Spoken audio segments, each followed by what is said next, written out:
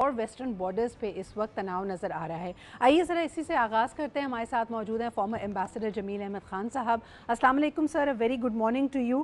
Things seems to be tensing up on both sides for Pakistan, east as well as west. اکثر لوگ یہ کہتے ہیں کیونکہ ویسٹرن بارڈر پہ بھی جو صورتحال ہے, یعنی افغانستان کی طرف سے ہونے والی یہ جو پیش رفت ہے, یا افغانستان کی سرزمین کو استعمال کر کے جو نان اسٹیٹ ایکٹرز پاکستان کی طرف بڑھتے ہیں, اس میں بھی بڑی حد تک بھارت کے ملوث ہونے کا ایویڈنس موجود ہے. تو اس وقت بھارت کیا سوچ رہا ہے, یہ دباؤ اچانک سے کیوں پیدا کیا جا رہا ہے پاکستان پہ؟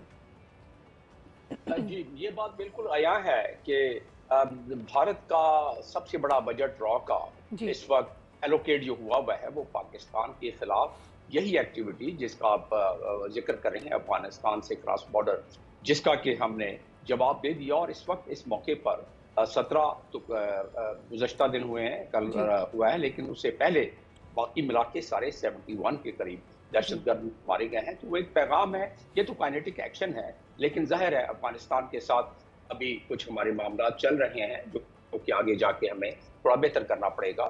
رہا سوال بھارت کا, تو بھارت تو ازل سے پاکستان کے پیچھے پڑا ہوا ہے, اور پاکستان نے بتا دیا اپنے پوری منحاص القوم کہ ان کا کیا رد عمل ہو سکتا ہے. آپ نے غور کیا ہوگا کہ بھارت نے جو ایکشن لیا انڈس واٹر ٹریٹی کے لیے, یونیلیٹرل ڈیسائیڈ کر کے, ساروں کو پتا ہے کہ ہیلڈ ان ابینچ جس کی کوئی گنجائش نہیں ہے اس پورے ٹریٹی میں, لیکن چلیں انہوں نے کیا, ایک شرارت کی, اور بہت پہلے سے ان کا یہ پلان تھا. جب وہ ڈیم بنانا شروع کر دیا, انہوں نے ریٹل ڈیم بنانا شروع کر دیا, اور اس پہ خلاف ورزی کی انڈس واٹر ٹریٹی کے. آپ کے پروگراموں میں نے اس پہ کئی مرتبہ ذکر کیا, اور ساتھ میں جو اس کے علاوہ کشن گنگا. تو اس وقت سے جب مودی نے بیان دیا, اور ان کے بہت سارے وزراء نے, کہ blood and water cannot flow together, لیکن مزے کی بات یہ ہے کہ انڈیا کے پاس نہ وہ انفراسٹرکچر ہے, نہ وہ کیپیسٹی ہے. تو وطن عزیز کے لوگوں کو یہ پتا ہونا چاہیے کہ پانی روک ہی نہیں سکتے. اگر آج وہ ڈیسائیڈ کریں تو ان کے اپنے ایکسپرٹ کے مطابق افتخار دورہ انہوں نے لکھا ہے ایک آرٹیکل, جو کہ بہت بڑے ایکسپرٹ ہیں ہائیڈرو کے اور ڈیمز کے. وہ کہتے ہیں کہ کم از کم 30 سال لگیں گے ان کو, اگر یہ پانی روکنے کے لیے ان کو 30 ڈیم بڑے بڑے بنانے پڑیں گے. تو یہ تو ایک شرارت کیا کر سکتے ہیں جو انہوں نے شروع کر دی ہے, وہ یہ ہے کہ انڈس واٹر ٹریٹی کے مطابق ڈیٹا شیئر کرتے ہیں کہ پانی کا ریلا آ رہا ہے, خاص طور پر گرمیوں میں جب گلیشیئر پگھلتے ہیں. تو وہ ریلا انہوں نے نہیں بتایا, اور جہلم ریور میں طغیانی تھوڑی سی آ گئی ہے, تو یہ بھی خلاف ورزی ہے. اب رہا سوال, اس کی وجہ سے ٹینشن, پوری دنیا اس سے فکر مند ہے. چائنا ہمارا دوست ہے, اس نے سیکورٹی کاؤنسل کی جو اسٹیٹمنٹ آئی ہے,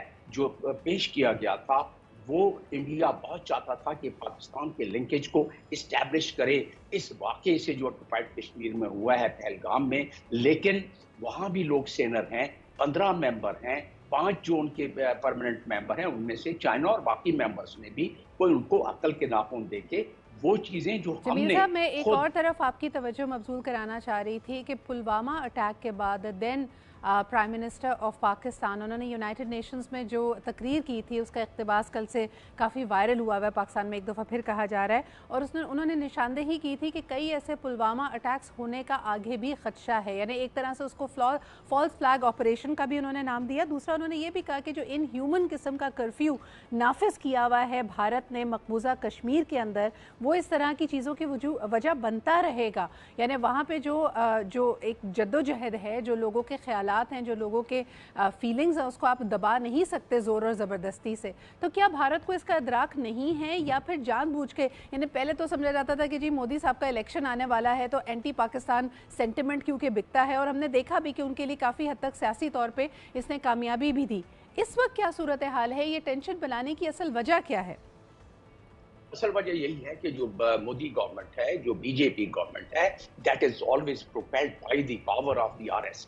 And they have a special mindset. They are far right people. They would never refrain. وہ کبھی اس چیز سے, اس ہٹ درمی سے ہٹیں گے نہیں جب تک کہ بی جے پی گورنمنٹ, اور جب رہی ہے. آپ نے ذکر کیا پرائم منسٹر کے اسپیچ کا, بالکل ہم نے تو یہ خدشہ اور خطرہ رہتا ہے, ہم نے اس وقت اس کا ذکر کیا. ہم نے انٹرنیشنل قاعدے قانون کے مطابق اپنی دفاع میں ہم نے 2 جہاز گرائے اور دنیا کو بتایا کہ ہمارے حدود میں داخل ہوئے. ہم نے کیا جو کہ آپ کا حق بنتا ہے یونائٹڈ نیشن کے چارٹر کا چیپٹر 1 میں ہی جمیل دیا صاحب، ہوا ایک ہے. دفعہ پھر ہمارے کل کی ہم دیکھتے ہیں کہ سلامتی کونسل کی میٹنگ کے بعد ڈیفنس منسٹر نے کہا کہ ملٹری اسٹیبلشمنٹ اور ان کے ساتھ ان کی ملاقاتیں ہوئی ہیں اور کہا ہے کہ حکومت یعنی پاکستان ہر طرح کی شرارت اور ہر طرح کی ان کی کاوش کے لیے تیار ہے. از دس وار پوسچرنگ؟ کیا یہ صورتحال بگڑنے کا خدشہ آپ کو لگ رہا ہے؟ دیکھیں، ہم یہ نہیں کہیں گے، ہم تو اپنے دفاع کے لیے وار پوسچرنگ ہم بھی کر رہے ہیں. انڈیا کیونکہ شروع کر دی ہے تو ہم ظاہر ہے ہاتھ پہ ہاتھ رکھ کے پاکستان نہیں بیٹھ سکتا. بالکل. پاکستان بالکل عین قاعدے اور انٹرنیشنل قانون کے مطابق اپنی تیاری اور اپنا جواب تیار کیے بیٹھا ہوا ہے. لیکن ہم نہیں چاہتے کہ وہ نوبت پہنچے. چائنا بھی کہہ رہا ہے کہ ہم کول ڈاؤن میں مدد کریں گے اور اس وقت دنیا اس چیز کا متحمل نہیں ہو سکتا. انڈیا کرتا کیا ہے؟ آپ کے پہلے سوال جو آپ نے اس سے پہلے سیگمنٹ میں کیا وہ ادھورا رہ گیا تھا جواب، کیونکہ آپ نے دوسرا سوال کر لیا. وہ یہ ہے کہ انڈیا اپنے جیو پولیٹیکل جو اس وقت اس کی پوزیشن ہے، امریکہ کے ساتھ جو اس کا راہ و رسم ہے، امریکہ کے ساتھ جو اس نے ایگریمنٹس کیے ہوئے ہیں، اس کے مطابق اس کے بلبوتے پر چائنا کنٹینمنٹ جو کہ امریکہ کی نمبر 1 فارن پالیسی کا کلیدی حصہ ہے، اس کی وجہ سے چائنا بہت سارے خلاف ورزیوں سے وہ بچتا رہتا ہے.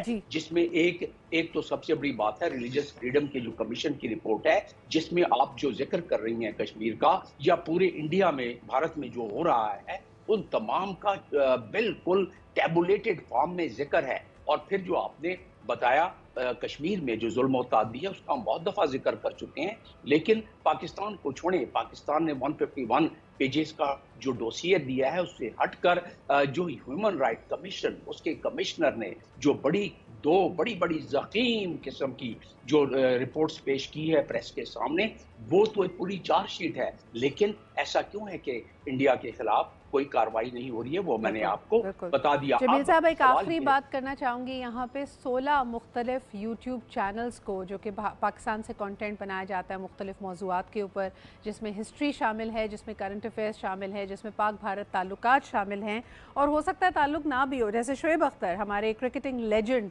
ان کو بھارت میں بین کر دیا گیا ہے. اس پہ آپ کا رد عمل چاہوں گی. میں نے آپ کو ہم نے پہلے بتایا نا، ایک مائنڈ سیٹ ہے فار رائٹ گورنمنٹ میں جو لوگ ہیں مودی گورنمنٹ میں، اس مائنڈ سیٹ کو وہ کدھر لے کے جائیں گے؟ وہ تو مودی جب 14 سال کی عمر میں تھے اس وقت سے لے کے اب تک وہ اسی مائنڈ سیٹ میں ان کی پروان ہوئی ہے. لہٰذا وہ مائنڈ سیٹ تو جاری رہے گا. رہا سوال یوٹیوب کا اور باقی میڈیا کو، آپ اندازہ کریں اتنی بڑی آبادی ہے پھر بھی وہ خائف ہیں کہ وہ جو اس وقت پروپیگنڈا کر رہے ہیں ان کی آبادی کو پتہ پڑ گیا تو ان کی آبادی ان کے مخالف ہو جائے گی یا کم از کم صحیح سمت میں سوچنا شروع کر دے گی، جس کی وجہ سے وہ یوٹیوب چینل وغیرہ وہ تو خود 700 انفو لیب کے ساتھ ففتھ جنریشن وار کیے بیٹھے ہوئے تھے اور اب بھی کر رہے ہیں وہ، لیکن وہ برداشت نہیں کر سکتے اپنے ملک کے خلاف، اپنے لوگوں کے خلاف بھی بہت بہت شکریہ جمیل صاحب ہمارے ساتھ موجود ہونے کے لیے. وقت کی کمی کے باعث گفتگو کو یہیں پہ مجھے ختم کرنا پڑا ہے، سمیٹنا